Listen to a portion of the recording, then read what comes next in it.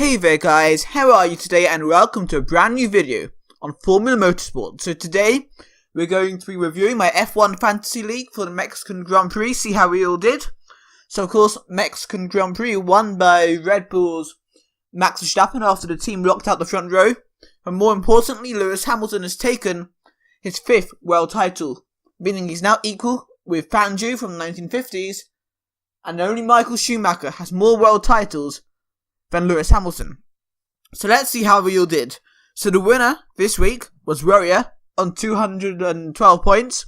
Then we have Scuderia Stuttgart on 197, Kirby on 186, Renault R25 on 172, Blake on 162, myself on 159, Redneck Grand Prix on 136, Louis on 131, Kyle on 126, Monaco 009 on 106, and last place this week, I'm sad to say, Robbie on 99 points. But I think everyone in this league actually had a pretty good week. I mean, 99 was the lowest, but that isn't really a bad score at all, to be honest.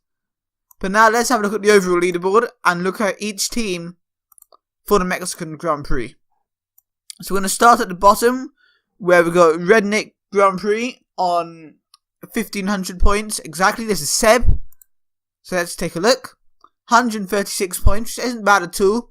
You had Raikkonen, Leclerc as a turbo driver, Gasly, Ricciardo, and Hamilton. So of course, Raikkonen did get on the podium, but obviously didn't have a race that could match how he did in the USA. Leclerc got points, as you can see over here. Gasly also got a point this weekend, meaning he scored fairly well. Ricciardo did get pole position, but didn't finish the race yet again. And Lewis Hamilton, well, he didn't actually have a very good weekend if you think about it in terms of the actual race.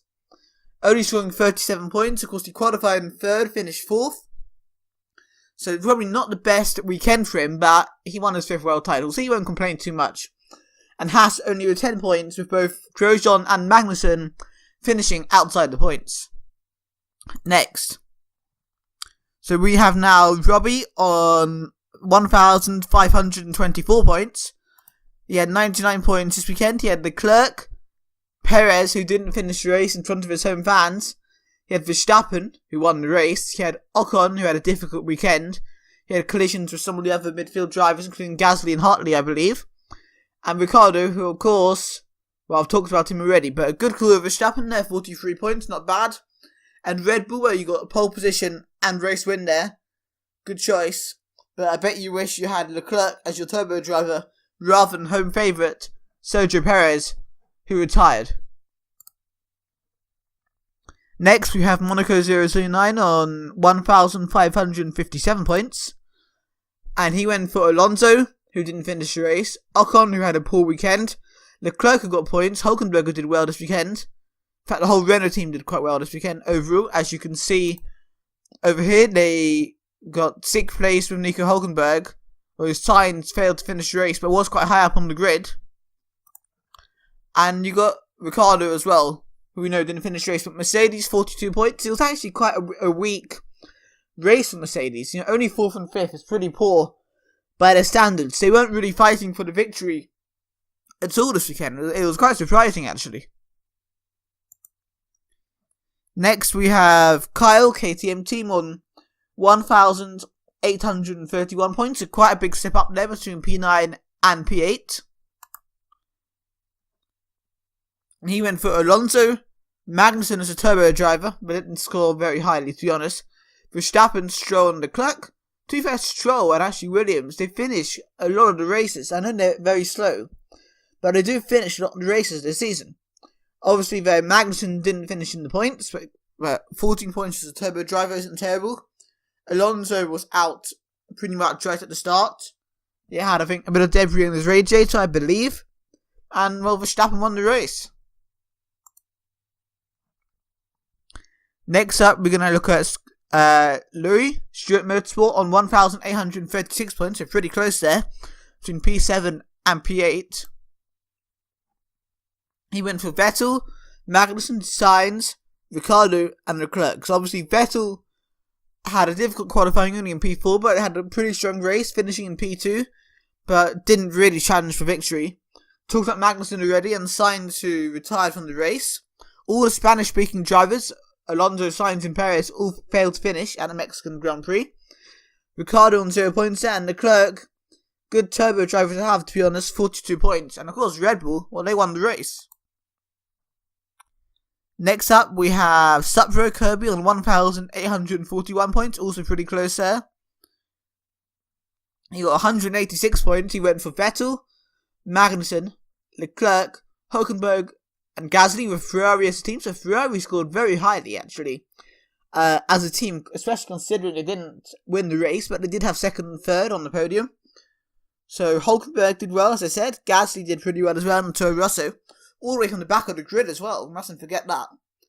And overall, a pretty good weekend for you there. 186 points. Not too bad at all. Next up, it's me on 2,202 points. So quite a big step up there. And I got 159 this weekend. So I went for Alonso, who I said didn't finish the race.